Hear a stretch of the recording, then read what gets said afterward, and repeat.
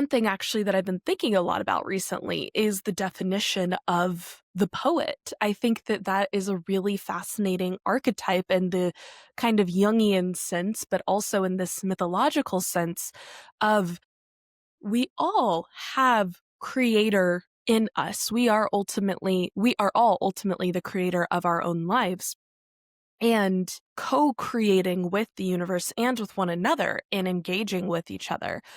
But the poet seems to walk this liminal space between the divine and the human. But also, I deeply believe that human beings are doing that too. So as I was thinking about this, I was like, is every human being just a poet in their own sense? And I think in some way, yes, the same way we all have the different archetypes within us, right? Also the same way that I conceive of my own idea of spirits or entities or energies as different pieces reflective of me external, or these external things that are being mirrored through some internal discovery, shadow work, therapy piece that I'm needing to do to work through, to process, to become the wholest and truest version of myself. So with all of that being said, I've really been thinking about the poet as creator in and of themselves. I really relate the poet a lot to Nietzsche's work in Thus Spoke Zarathustra and the hermit figure going up the mountain and being by themselves, talking to themselves, coming up with their own idea of what the meaning of life is, right? This kind of Stephen Hawking theory of everything that the hermit cultivates when they are alone in the cave.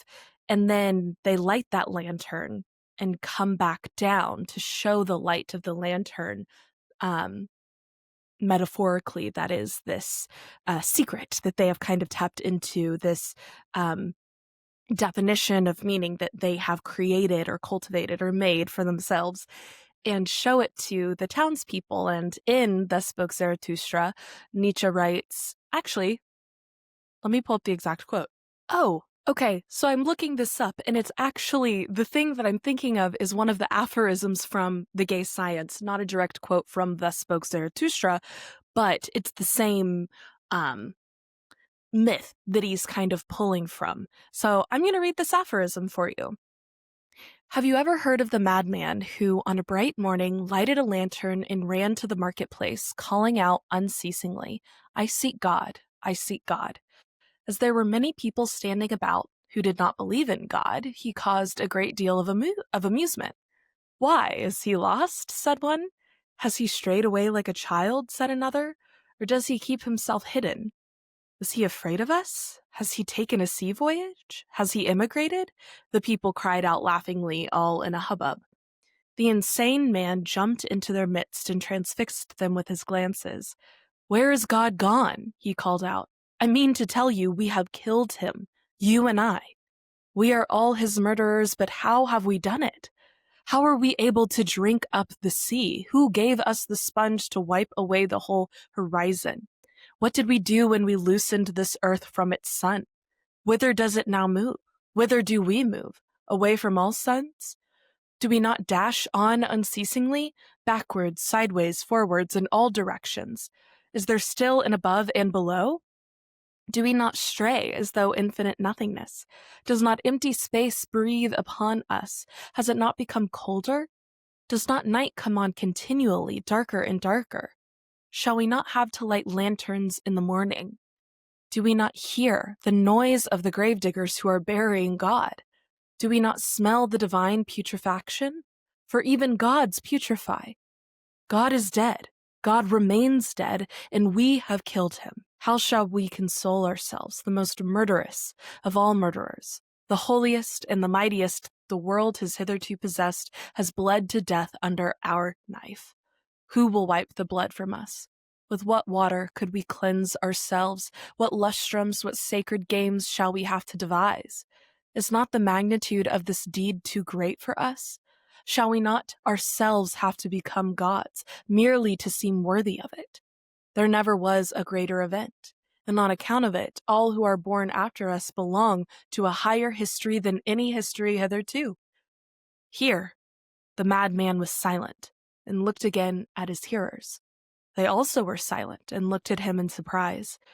At last he threw his lantern on the ground so that it broke in pieces and was extinguished. "I come too early," he then said. "I am not yet at the right time. This prodigious event is still on its way and is traveling. It has not yet reached men's ears. Lightning and thunder need time.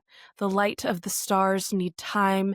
Deeds need time even after they are done to be seen and heard. This deed is as yet further from them than the furthest star, and yet they have done it." It is further stated that the madman made his way into different churches on the same day, and there intoned his Requiem aeternam Deo. When led out and called to account, he always gave the reply, "What are these churches now, if they are not the tombs and monuments of God?" So to me, this aphorism almost perfectly describes the poet, the madman. And I think that that is really how I have come to understand the poet is the one who comes before their time, not necessarily the one who writes poetry. What is poetry, right? How do we define poesis? And I think all human beings are before their own time in a sense because we are walking at the intersection of our time, right?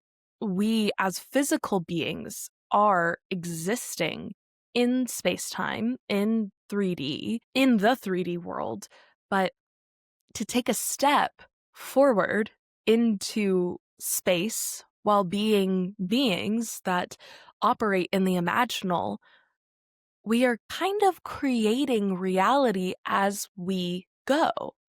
So you must be going before your time, but as soon as you land in your time, it is there and it is past and you are already early for it. That sounds insane, but it's making sense in my head. I hope that reading this aphorism kind of helps with how I'm contextualizing that. And I really love the imagery of the lantern, that he shatters it and the light snuffs out when he says, I have come too early. This deed has not yet come to pass. It needs time. There is something about these divine imaginal realities that we are trying to conjure in a physical form, in a physical manifestation that requires time. Manifestation is the imaginal in the 3D. So as poets, we are also magicians, right? Like casting spells into this present moment. And I think that this aphorism is a really beautiful example of what happens when we let the impossibility of paradox get to us. And I think one overarching theme that I want to come back to at the end, once we've gone through all of the different episodes chronologically, is this idea of nihilism versus hope, of destruction versus creation, and how I think that a lot of thinkers throughout history that have touched on this element of life that I am very passionate about tend to fall into this, like, God is dead and we have murdered him piece of the puzzle. And I tend to fall into this God is alive and we have born him side. And while I think both are true, I think one of those, both iterations feel very different to say and to hear and to conjure into reality, right? So